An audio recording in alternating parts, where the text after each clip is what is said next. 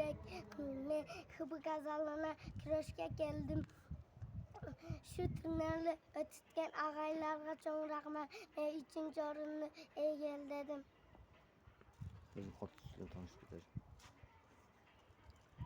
Assalamu alaikum. 24 Nokat kanalı görücüleri.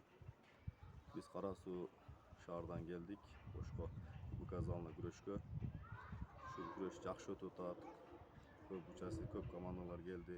Şu турнирді өткізген ағайларға hem чоң рахмат.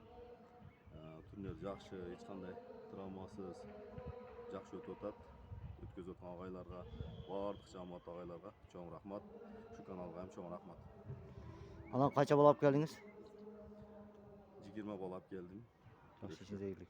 Allah razı olsun. 7 balan finalda. Hurmatlı Nokat Karışma Tırtanı Hattaçıları.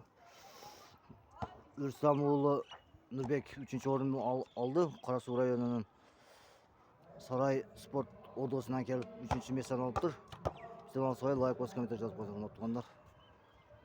Daha koşular bizden alsayınızlar.